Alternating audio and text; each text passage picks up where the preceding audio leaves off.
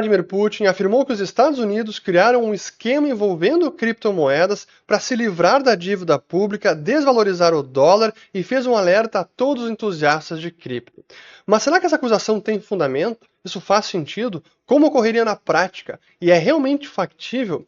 Pois isso que eu quero mostrar nesse vídeo, já que essa fala tem circulado na internet nos últimos dias, e é preciso contextualizar, explicar e desmistificar vários pontos. Pois essa declaração foi feita pelo assessor sênior do presidente da Rússia, o Anton Kobiakov, durante a coletiva de encerramento do Eastern Economic Forum, agora no dia 6 de setembro, um evento que ocorreu na cidade de Vladivostok, a mais importante do extremo oriente do país. E eu vou colocar aqui os principais trechos, são curtos, é 1 minutinho, e eu vou quebrando o vídeo explicando cada um porque é fundamental entender o que ele está falando. Então vamos lá, começando agora e já volta para mim. Right now, America is trying to change the rules in the gold and cryptocurrency markets. Remember how much debt they have. $35 trillion. Então aqui ele já deixa claro o que os Estados Unidos estão tentando fazer, é reescrever as regras do mercado de ouro e de criptomoedas. Essentially, these are two alternative segments to the global currency market. Washington's actions in this direction clearly demonstrate one of America's main objectives. They are very eager to solve the problem of declining trust in the dollar. Aqui é verdade, ele tem razão. O uso de criptomoedas, as stablecoins, as criptos pareadas no dólar, também está sendo visto pelo governo americano, pelo Tesouro dos Estados Unidos, como uma forma de trazer mais demanda para a dívida pública americana e de perpetuar a hegemonia da moeda americana. Então aqui sim, é uma forma de restaurar o declínio da confiança no dólar. Mas essa nem é a parte mais importante. Prossigamos aqui.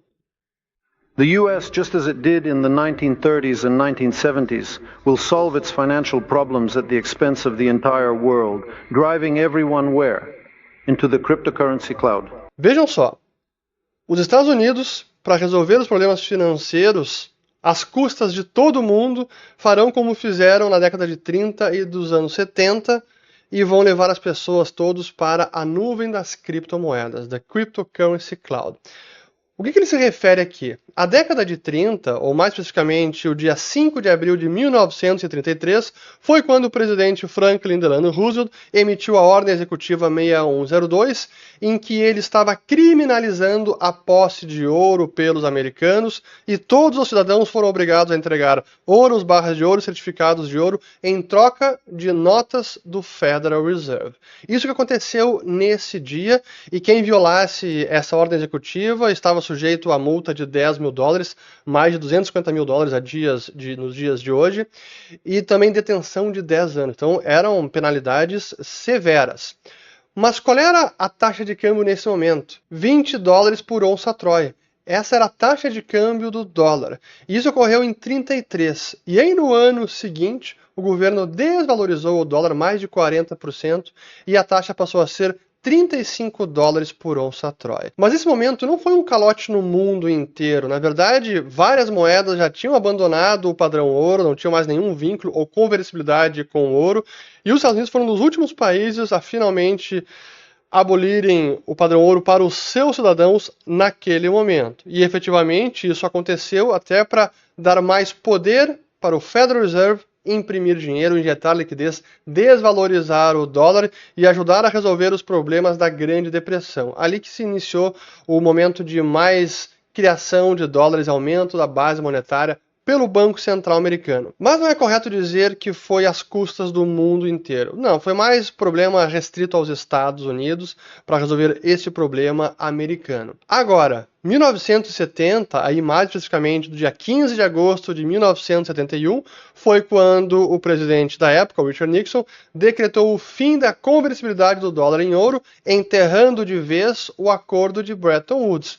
E aí sim foi um calote com relação ao mundo inteiro, porque o dólar representava uma dívida americana, e a dívida era entregar $35 por onça Troy para quem exigisse a restituição em espécie. E foi o que os países devidamente fizeram ao longo dos anos 60 e início dos anos 70, quando aquela paridade já não era mais realista, porque o dólar tinha sido desvalorizado, e o governo americano simplesmente foi obrigado a admitir que não tinha ouro para todo mundo e acabou então ali a conversibilidade.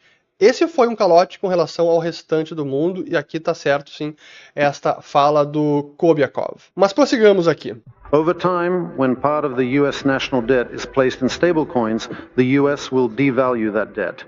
Once again, in simple terms, right now they have a $35 trillion currency debt. They move it into crypto, into the cloud, devalue it and start from scratch. Então, olha só a fala dele, que os Estados Unidos, à medida que passem mais da sua dívida para as stablecoins, eles vão desvalorizar essa dívida e começar do zero. Vamos lá, então. Agora sim que é preciso colocar em perspectiva primeiro. 35 dólares é a dívida americana. Aliás, já passou de 37 trilhões de dólares o total da dívida pública americana. Hoje, o quanto de stablecoins que há em circulação? Os dados mais recentes, vamos colocar aqui, das stablecoins em existência, e aí são várias, dólar Tether é a primeira, o USDC é a segunda, nós temos aqui no dia 10 de setembro um total de 274 bilhões de dólares emitidos. E claro que quase 90%, 100% disso está investido em treasuries americanas, portanto está ajudando a rolar a dívida americana.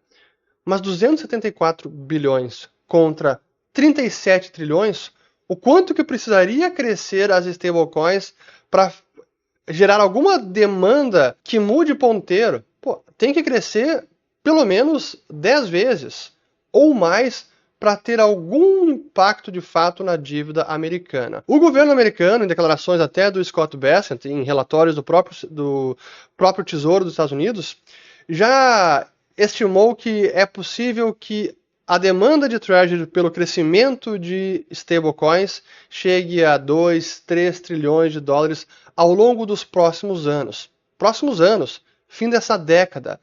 2, 3 trilhões. Até lá a dívida já vai ter crescido outros 2, 3 trilhões. Então, apenas o delta é o que as stablecoins podem absorver de tamanho. Mas isso é insuficiente. Então precisaria haver um crescimento muito maior das stablecoins a ponto de fazer alguma diferença na demanda por dívida pública dos Estados Unidos.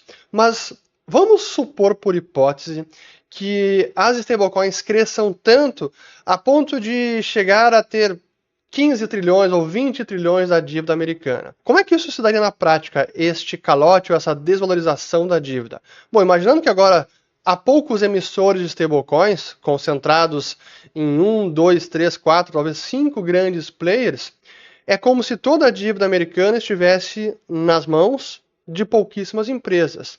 E os Estados Unidos simplesmente diriam num dia, quer saber? Esses 20 trilhões de dólares, esquece, a gente não vai pagar agora, vai ser apenas 10 trilhões, então pode jogar a prejuízo porque estamos dando um calote, não pagaremos esses 20 trilhões, apenas 10 que seguiremos pagando, então pode levar a prejuízo. E imaginando aqui como seria nos balanços da empresa, ativo e passivo, bom, ela vai ter que cortar 10 trilhões do ativo, os treasuries que ela tem em sua titularidade, e 10 trilhões dos tokens emitidos de stablecoins que estão circulando. E quem é que vai tomar essa trolha? Justamente os detentores de stablecoins. Qualquer usuário espalhado pelo mundo. Mas para os Estados Unidos seria algo muito mais fácil dar um calote para poucas empresas que estão representando milhões de usuários mundo afora. É nesse sentido que ele está dizendo que isso seria possível fazer com as stablecoins. Então, os Estados Unidos estariam estimulando cada vez mais o uso de stablecoins para crescer a demanda pela dívida pública americana, o que facilitaria um calote daqui a alguns anos. Não acho que isso seja possível, primeiro, pelos números dos montantes envolvidos, ainda é muito pequeno, precisaria crescer muito, coisa que não seria possível num curto espaço de tempo. A dívida americana seguirá crescendo, então é um problema que virá à tona nos próximos anos, muito antes das stablecoins realmente se tornarem relevantes. E será que o governo americano faria isso? Será que faz sentido para ele desvalorizar a sua dívida ou dar um calote assim tão claro? Eu diria que não. Então o mais provável para este pagamento da dívida americana seja o calote branco, que é aquele dado via inflação ou via taxas de juros reais negativas, em que a inflação é alta e a taxa de juros ela é tabelada ou reprimida para que o rendimento obtido seja menor do que a inflação no período. Então, para mim, esse seria o calote mais provável e não algo tão descarado assim, e minando as próprias stablecoins, seria uma puxada de tapete enorme. E já que estamos falando da dívida americana, eu convido vocês a assistir ao nosso documentário A Crise da Dívida Americana, e para os assinantes do Follow the Money, Siga o Dinheiro, nosso aplicativo definitivo com o melhor conteúdo de finanças, economias e investimentos. Temos todas as entrevistas na íntegra, além do curso Ciclo de Mercado, curso Bitcoin, o Futuro Financeiro. Então lá você tem muito conteúdo para navegar neste mar turbulento dos mercados e assim investir com mais segurança e dormir tranquilo. Siga o Dinheiro, Follow the Money. Agora de volta para o vídeo. Mas ainda assim, vamos seguir exercitando o raciocínio e imaginando por hipótese que tudo isso é possível. Então, as stablecoins cresceram pra caramba, tem uma boa parte da dívida pública americana no seu balanço, aí o governo americano dá o calote e obriga as stablecoins a assumirem esse prejuízo de todos os detentores da dívida pública americana por meio das stablecoins. Quem é que sofreria com isso? Porque ele fez um alerta, ó, todos os entusiastas de cripto, vocês precisam ter cuidado. This is for those who really love dealing with crypto. Aí está o aviso então do Kobiakov. Mas nesse raciocínio, quem realmente sofreria num cenário de desvalorização do dólar e de calote da dívida pública americana? Os detentores de stablecoins, então qualquer um que tem stablecoins na sua carteira, vai ver o seu saldo agora valendo muito menos. Aquele dólar que tem lá vai comprar muito menos porque o dólar foi desvalorizado, ele foi inflacionado para quitar parte da dívida pública americana. Mas o restante do mercado de criptos, especialmente Bitcoin, nesse cenário só vai ser beneficiado, porque vai mostrar como a dívida é impagável e a moeda americana precisa ser desvalorizada, e se ela está sendo desvalorizada, significa que todo o restante está valendo mais expresso no dólar. Então o Bitcoin valeria muito mais nesse sentido, o próprio ouro também ia valer muito mais. Então, criptos e stablecoins estariam com um problema ameaçadas nesse cenário hipotético altamente improvável, mas importante aqui entender como tudo isso aconteceria. E aí, para encerrar, a gente fala muito do dólar, da dívida americana, mas como eu mostrei em vídeos recentes, esse ciclo de dívida que nós estamos testemunhando, que está se esgotando, ele é global, em especial dos países desenvolvidos. Não é os Estados Unidos apenas. E talvez quando nós analisemos os demais países, a dívida americana, ou a situação financeira americana, possa até parecer menos pior que a de vários países. Talvez os Estados Unidos sejam a camisa menos suja num campeonato de camisas sujas. Essa que é a verdade. Então, antes de um problema como o dólar, a dívida americana, é preciso olhar para o restante do mundo, para a Europa, Reino Unido, Japão, e não apenas o dólar. Mas aqueles que se protegem da desvalorização das moedas fiduciárias, por meio do ouro e por meio do Bitcoin, esses não precisam se preocupar nesse cenário. Espero que nesse vídeo, compartilhem, se inscrevam no canal, ativem o sininho. Vou colocar mais alguns vídeos sobre as stablecoins e como isso poderia, na margem, ajudar a dívida americana. Agora sim, fico aqui. Até o próximo vídeo.